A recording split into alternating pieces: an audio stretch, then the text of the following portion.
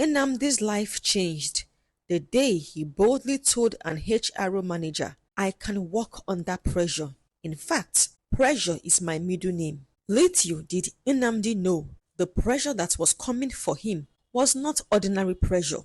It was pressure from the village, pressure from the underworld, pressure from ancestors he did not even know. Poverty has been chasing Nnamdi since birth, and at this point, he believed poverty had signed a long-term agreement with his destiny. Even his shadow looked tired. If you saw Nnamdi walking on the street, you would think he was returning from a fasting program that lasted 40 days and 40 nights. His slippers were so old that they had started clapping for him anytime he walked. It was as if the slippers were cheering him on for surviving another day of unemployment. One time, a little child asked her mother, "Mommy, why is that man's slippers always making noise?" The mother replied sadly, "My dear, that is the sound of hardship." And truly, Nnamdi was tired. His bank account balance was always 0.00 naira, but somehow he always kept checking as if waiting to see something different. Every time he opened his mobile banking app, his bank would send him motivational quotes. Success takes time. Never give up. Remember, Rome wasn't built in one day. Every single morning, before the sun even gathered strength, Nnamdi's mother would stand at the door and shout, "Nnamdi, wake up. Go and look for a job. You cannot sleep your future away." If Nnamdi tried to pretend he didn't hear, his mother would increase the volume. "Nnamdi, even the dog in this compound is working as a security. Are you saying you are not better than the dog?" The dog would even bark in agreement, as if to say, "Yes, Nnamdi, do something with your life." There was no peace for him. The woman prayed for him every morning, "Lord, please bless my son with a job. Any company that refuses to employ him, let them know no peace." Even angels were tired of hearing his name. Nnamdi applied for every job that existed, even the ones that should not exist. He applied for office assistant. Even though he did not know how to arrange files, he promised in his CV that he could organize confusion into order. He applied for senior assistant to the assistant. He didn't even know what the role meant, but he liked that it sounded serious. He applied for a job advert that boldly said must be able to work 23 hours a day. He didn't even question it. He said to himself, "If I must work 23 hours a day to escape poverty, then so be it." He wrote cover letters so emotional that HR managers had to wipe tears from their eyes. One even wrote back, "We are not hiring, but thank you for reminding us to appreciate our own lives." Another HR manager forwarded his letter to her church group with the caption, "Please pray for this young man." There was a period where Nnamdi's desperation reached Olympic level. He applied to be a human statue in a museum, a queue stander. His job was to stand in line for people, a professional mourner for funerals, a human alarm clock. He was ready to do anything. He even tried to become a receptionist, but on the day of the test, he answered phone calls like this: "Hello, who are you and what do you want?" They told him never to come back again. One Thursday afternoon, when Nnamdi was lying on his bed thinking about life and why mosquitoes loved him so much, he got an email. A real email, not a spam, a real interview invitation. He screamed so loudly that his mother ran inside thinking he had won a lottery. "Mama, Mama, they called me for an interview." His mother started crying tears of joy. Even the dog did a small spin of celebration. Nnamdi could not believe it. The company name was strange though, Pressure and Sons Global Enterprises. He had never heard of it. Nobody had ever heard of it. Even Google didn't know them well. But Nnamdi did not care. A job was a job, and he was ready to work anywhere, even inside a volcano, if it meant escaping poverty. He ironed his best shirt, the shirt that had survived many disappointments. He arranged his CV like it was a newborn baby. He rehearsed his answers in the mirror. He was ready. Little did he know this interview would change his life forever. And not in a way he expected. The morning of the interview felt like Judgment Day for Nnamdi. He woke up by 4 a.m. even though the interview was by 10 a.m. He didn't want to take chances. He believed that if he arrived 1 second late, the job would disappear like smoke. He carefully picked out his best shirt, the one he reserved for special occasions like weddings, job hunts. But there was a problem. The shirt had reduced, or maybe Nnamdi had increased, or maybe it was the work of the devil. Either way, the shirt was tight, not normal tight, not slim fit tight. It was, if I breathe too hard, someone will get injured tight. As he buttoned the shirt, he whispered, God, please, hold these buttons. Do not allow them disgrace me today. The shirt held him like a hostage. If he moved his arms too wide, the seams cried out like they needed deliverance. Still, Nnamdi wore it proudly. After all, first impression matters. When he arrived at the company gate, he looked up at the building. No signboard, no logo, no motto, only a faded sticker that said, "We mean business." Even Google Maps was confused. It showed the building as possibly a warehouse. Nnamdi swallowed hard. He walked inside and met a receptionist who did not smile, not even a fake smile. She looked at him the way a mathematics teacher looked at a student who failed simple addition. Name? She asked. Nnamdi, I am here for an interview. She pointed to a chair without even looking at him. Nnamdi sat down, praying silently. God, if this is your will, let them hire me. If it is not your will, still let them hire me. After 30 minutes of sweating and overthinking, a man opened the interview room door. He was tall, serious-faced, no-nonsense expression. Eyebrows sharp like he trimmed it with blade. Eyes that scanned everything like CCTV cameras. He looked at Nnamdi from head to toe with a face that said, "This one looks like he needs this job too much. Come in," he said. Nnamdi stood up quickly, and the tight shirt made a creaking noise like furniture about to break. He pretended he didn't hear it. He walked inside the office, sat down carefully, and kept his arm close to his body so his shirt wouldn't explode. The HR manager opened his file and said, "Tell us about yourself." Nnamdi froze. All the English he had practiced at home evaporated. His brain started buffering. His heart started beating like a talking drum. Without warning, his mouth opened and he began reciting Psalm 23. "The Lord is my shepherd, I shall not..." "That is enough," the HR manager cut in. "We are not in church." Nnamdi nodded like a schoolboy being corrected. The HR manager continued. "So, can you work under pressure?" At that moment, Nnamdi transformed. His shoulders lifted, his eyes brightened, his smile stretched from Lagos to London. He answered with a confidence he did not have. "Sir, pressure is my hobby." The HR manager blinked. Nnamdi leaned forward, careful not to stretch his shirt. "Sir, pressure trained me. I grew up with pressure. I sleep with pressure. I can work under spiritual pressure, emotional pressure, economic pressure, environmental pressure, family pressure, national pressure. Sir, I can work under pressure from the village, any kind of pressure." The HR manager was impressed or confused, but definitely intrigued. He scribbled something on his paper.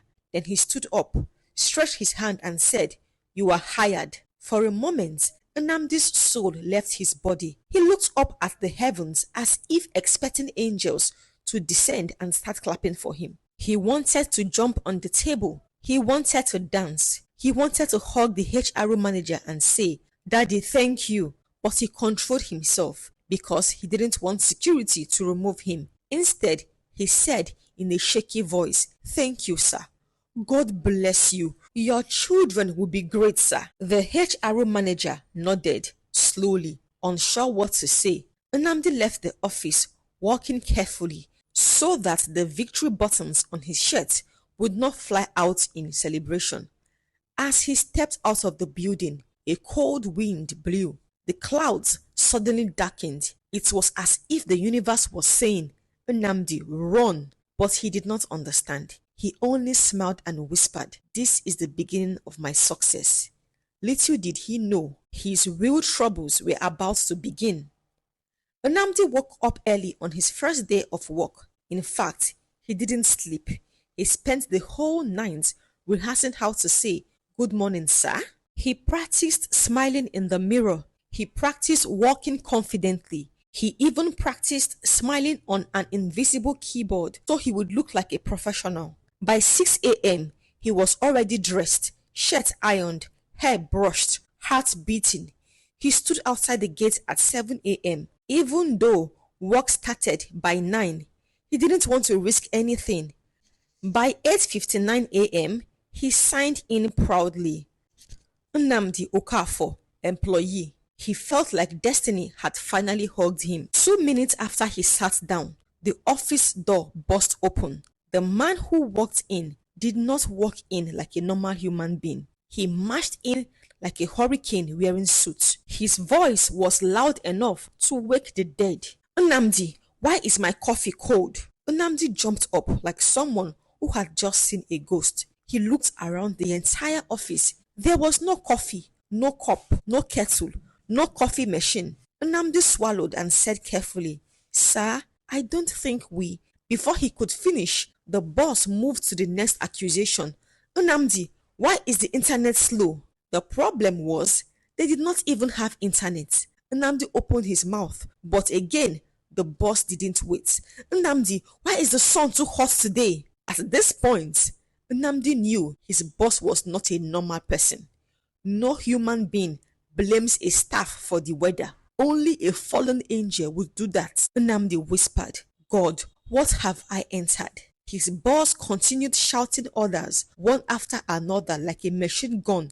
Print 500 pages in a printer that has no ink? Nnamdi opened the printer. Dust came out like smoke. The printer had no ink, no paper, and probably no hope. He pressed the button anyway. The printer made a noise like a dying cow. A single blank paper came out. Nnamdi collected it like a certificate. Second assignment. Send emails with a laptop that refuses to turn on except it was beaten. Nnamdi sat with the office laptop. He pressed the power button. Nothing. He shook it. Nothing. He prayed over it. Nothing. He tried plugging it in. Nothing. He tried tapping it like old television. Still nothing. But the moment he slapped it with anger, the laptop suddenly lit up. Welcome. Nnamdi almost screamed. He realized the laptop was possessed. He typed the email quickly before the laptop recovers from the slap, sweating heavily like someone doing exam. 5 seconds after he hit send, the laptop shut down again. His third assignment was to attend 12 meetings at the same time. The boss called Nnamdi into meeting room A. At the same time, another staff called him to meeting room B. Then the boss called again saying, Nnamdi, I need you in meeting room C. Before he could leave, someone said, Nnamdi, join us on Zoom. Another person said, Nnamdi, join the conference call. At some point, Nnamdi was standing in the hallway holding 4 notebooks, 2 pens, 1 phone and 1 laptop. He was hearing voices from different directions. Nnamdi, update us. Nnamdi, take the meetings. Nnamdi, why are you standing there like a tree? Nnamdi didn't even know which meeting he belonged. His soul was attending meeting A. His body was in meeting B. His spirit was in meeting C. His fourth assignment was to prepare a report for a project that has not even started. Write me a full report, the boss shouted. Nnamdi asked gently, Sir, what is the project about? The boss replied, I don't know yet, but prepare the report. Nnamdi blinked. How do you write a report for something that does not even exist? He sat at his desk, thinking about his life. The fifth assignment was to answer calls from clients who are already angry before the phone rings. The office line started ringing. Nnamdi picked up. Before he could say hello, the client shouted, Why have you not called me yet? Nnamdi looked at the phone in confusion. But sir, but you are the one who don't argue with me. Another client called. Why is your voice sounding so tired? Is this how you treat your customers? Nnamdi had not even spoken yet. Every call ended with the same line. Tell your boss I am angry. At this point, Nnamdi believed all the customers attended the same anger training. One afternoon, during peak madness, the boss stormed into the office like thunder with legs and called for Nnamdi. Nnamdi, can you explain why my pen is missing? Nnamdi looked at the boss's table. There were 12 pens there. The boss pointed at one empty space between the pens. My pen used to be here. Why is it not there? Nnamdi stared at the empty space. He felt dizzy. For a moment, he almost said, Sir, maybe the pen is tired as I am of you. But he valued his life, so he kept quiet. Every night, Nnamdi went home, vibrating like a Nokia phone on silent mode. His mother noticed. My son, why is your body shaking? Nnamdi whispered. Pressure, mama. Pressure is inside my blood. He couldn't sleep. He couldn't rest. Even in his dreams, his boss was screaming, Nnamdi, why is the moon too bright this night? One hot afternoon, after running from meeting C to meeting B to meeting A and back to meeting D, which he didn't even realize existed, Nnamdi suddenly felt his vision turning black and white like an old television. He fainted. He collapsed on the office floor dramatically, like a man whose spirit had retired. When he woke up, someone was tapping him. Nnamdi! He opened his eyes slowly. His boss was standing over him like a disappointed ancestor. Nnamdi, the boss said, why are you sleeping on duty? Pressure never sleeps. Nnamdi almost cried. That was the moment he realized this job was not a job. It was warfare and he was losing. Pressure and Sons Global Enterprise did not just stress Nnamdi. They rearranged his atoms. After only 2 weeks in the company, Nnamdi was no longer the same man who had proudly told the HR manager, pressure is my hobby. One morning, Nnamdi woke up and discovered his left eye blinking by itself. Not normal blinking, it was blinking like LED light during Christmas. He tried to stop it with his hand. It blinked faster. His right leg began to vibrate like a generator trying to start. Sometimes he would stand still for 10 seconds, staring at nothing. His mother noticed immediately. She entered his room and saw him blinking, shaking, buffering. She screamed, Nnamdi, what is happening to you? Nnamdi sat up slowly and whispered, Mama, I just need to reboot. His mother knelt down instantly. God, please deliver my son. He is not a computer. But Nnamdi couldn't explain. The pressure was eating him inside. The next day at work, Nnamdi dragged himself to the office like a zombie with a tie. His boss appeared immediately, as if he slept in the ceiling waiting for Nnamdi to enter. He stepped forward with that devilish confidence and announced, Nnamdi, tomorrow you will handle 3 departments. Nnamdi blinked. Alone? Nnamdi froze. 3 departments? Alone? Him, the man whose laptop only worked when violence is applied? The man whose left eye now blinked non-stop? The man whose leg vibrated like a generator? Nnamdi looked up towards heaven slowly, dramatically, painfully. He whispered, God, is this your plan for me? For a moment, the office became quiet. It was as if the walls were saying, sorry bro. The boss slapped the table. Did you hear me, Nnamdi? 3 departments alone. Nnamdi nodded with the sadness of a man who had accepted his obituary. Inside his heart, he heard a gentle voice saying, my son, run. Nnamdi went home like a defeated warrior returning from battle. He didn't eat. He didn't talk. He didn't remove his shoes. He just sat on the floor, hugging his knees, rocking back and forth like a man whose dreams have been kidnapped. At 11:47 p.m., he finally stood up. He walked to his small table, took out a pen, placed a paper in front of him, and sighed deeply. He whispered to the paper, please do not judge my tears. Then he began writing. Every word came from a place of long suffering. Every sentence carried the weight of trauma. Every line had the energy of someone escaping spiritual attack. His tears fell on the paper. His sweat fell too. By the time he finished, the paper was soaked. He read it back. Dear sir, I thank you for the opportunity you gave to me, even though it has been laced with suffering. Truly, you tried for me, but I am not the right candidate for this kind of job. I hereby resign before pressure kills me and my unborn children. Yours faithfully, Nnamdi, survivor. Nnamdi folded the letter carefully like a sacred document. He looked in the mirror. His reflection looked back at him with pity. He whispered, tomorrow I escape. The next morning, Nnamdi arrived at the office earlier than usual, not to work, but to run away with dignity. He tiptoed to his boss's table, placed the resignation letter gently like an offering, and then he ran. He ran with the speed of a man chased by a masquerade. He ran like someone escaping spiritual warfare. Security shouted, Nnamdi, are you okay? He didn't stop. He didn't look back. He didn't breathe properly. He ran out of the building, down the street, across the road, into the world. If anyone had seen him, they would think he saw a ghost. And maybe he did. The ghost of overwork.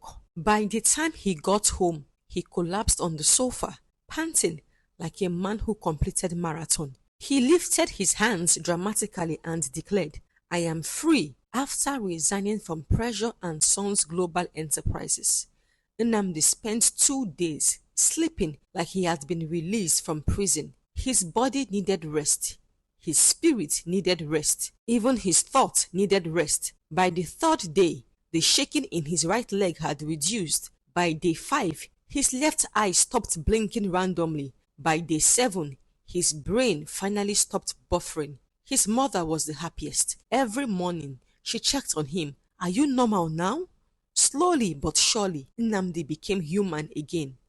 A full month passed. For the first time in years, Nnamdi felt peace in his soul. No one was shouting his name every 5 minutes. No one blamed him for the weather. No one asked him to print 500 pages without ink. No laptop demanded to be beaten before it worked. He could breathe. He could think. He could sleep without dreaming of his boss screaming, Nnamdi, why is the moon too bright tonight? One Tuesday morning, while drinking tea and enjoying life, Nnamdi got an email. At first, he was afraid to open it because he thought it might be from Pressure and Sons Limited, asking him to return their pen. But no, it was a job offer, a real one. A company named Gentle Breeze Solutions was hiring him for a comfortable position, normal salary, normal hours, normal human beings. He didn't even attend their interview. They had found his CV online and liked his experience, even though most of his experience was trauma. He accepted immediately. His mother jumped and screamed, my son has risen again. The compound dog barked in celebration. Walking into his new office felt strange. Nobody screamed. Nobody ran around like soldiers. Nobody blamed him for the temperature of the sun. His new boss smiled at him gently and said, welcome, Nnamdi. Hope you will enjoy working with us. The man smiled, a real smile, not the type that hides evil. Nnamdi almost cried. His new tasks were simple. Reply to a few emails, arrange documents, attend only 1 meeting per day, take lunch break. Yes, real lunch break. During break time, people laughed in the office. Nobody vibrated. Nobody blinked uncontrollably. Nobody fainted. He thought to himself, so peaceful jobs exist? At 12 noon, someone walked up to him and said, come, let us have lunch. Nnamdi froze. Lunch? You mean you can eat during work? Without hiding? Without the boss shouting? The staff member laughed. Yes now. Nnamdi wiped an emotional tear. One day, during a small team meeting, the boss asked him casually, Nnamdi, can you work under pressure? A deep silence fell. The old Nnamdi would have said, pressure is my hobby. But this version of him had experience, deadly experience. He smiled gently, softly, wisely. "Sir," he said calmly, "I prefer to work under a very sane environment with realistic expectations." The whole room laughed, but Nnamdi was serious. He now understood not all pressure is good pressure. Some pressure is designed to send you to early retirement or early heaven. This new wisdom gave him freedom. With his peaceful job, Nnamdi's life began to change. He started saving money. He bought new shoes that didn't clap when he walked. He even opened his bank app without fear. This time, the app showed real numbers, not motivational quotes, not pity messages. He could buy food. He could take transport. He could sleep without nightmares of printer sounds. Slowly, poverty packed its bags and left his side. But most importantly, he escaped Pressure and Sons Global Enterprises, the company that made him retire at age 26 with no pension and no sanity. One evening, he sat on his bed and reflected. He whispered, "I survived." He lay down under his ceiling fan, smiling, feeling breeze gently blowing over his face, and he thanked God, not just for the new job, but for the deliverance from the old one. He closed his eyes slowly and said, "Ah, peace." And for the first time in a long time, he truly slept. If you enjoyed the story, then I am certain that you will enjoy the next story showing on the screen right now. Please click on the thumbnail and watch the next story. Please support me by liking this video, share with your family and friends, and subscribe to my channel. See you in my next story. Bye.